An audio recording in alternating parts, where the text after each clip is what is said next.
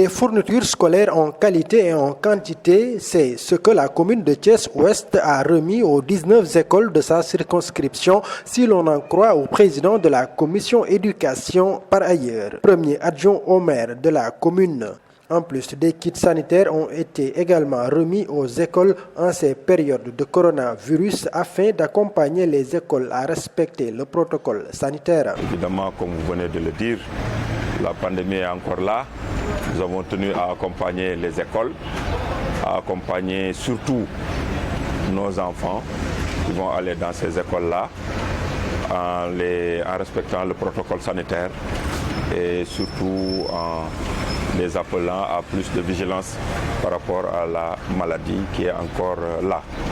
Et prier ardemment aussi pour que cette maladie-là puisse quitter le pays et vraiment disparaître. Il est vrai aussi que nous en avons profité pour remettre des fournitures en qualité et en quantité à l'ensemble des écoles.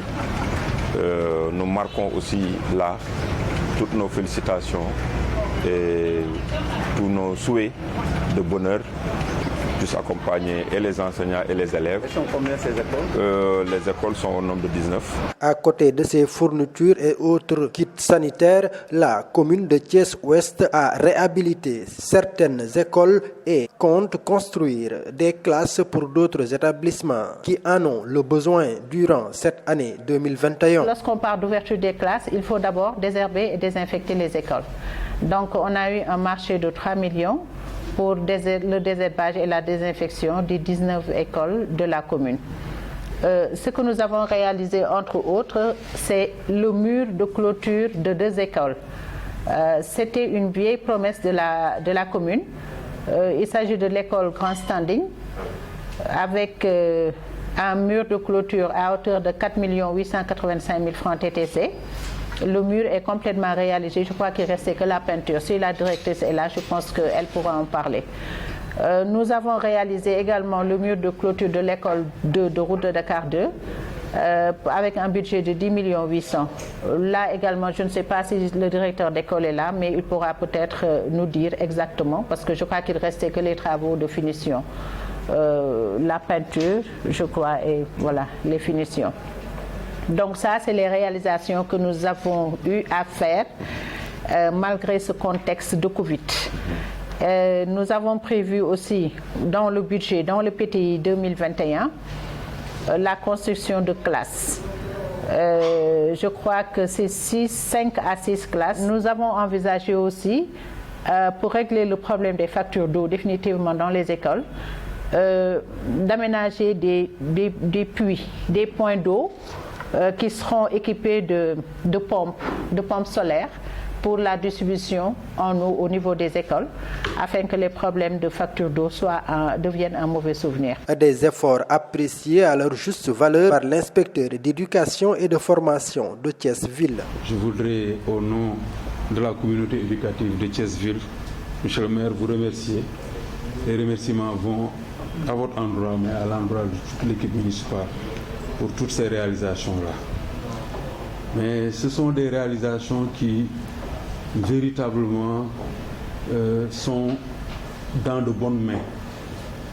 J'ai l'habitude de dire que ce sont des ressources, mais des ressources sont transformées en résultats.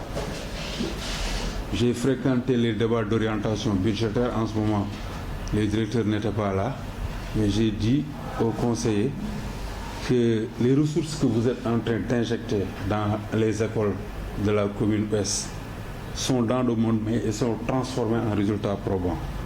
La preuve, c'est que les écoles, les meilleures écoles de Thiès se trouvent dans la commune Ouest. Je le dis et je le fonde sur les résultats. Vous l'avez dit, monsieur l'adjoint au maire, autant nous avons les meilleures écoles, mais autant, il faut le dire, les écoles qui traînent sont dans votre commune. Donc pour dire qu'il y a encore à faire.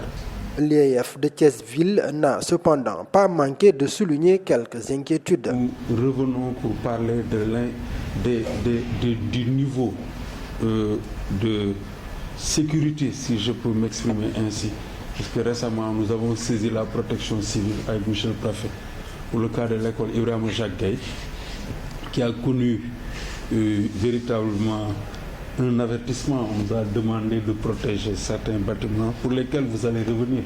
C'est important. Mais c'est le cas également de l'école Makan Diabaté, de quelques écoles qui connaissent encore des difficultés, quoi. Voilà, et nous osons espérer, comme l'a dit Madame le secrétaire municipal, que les chantiers vont démarrer et que très prochainement nous aurons ces salles de classe. Aujourd'hui, ce que nous avons récapitulé comme réalisation et fonds prévus avoisine 80 millions.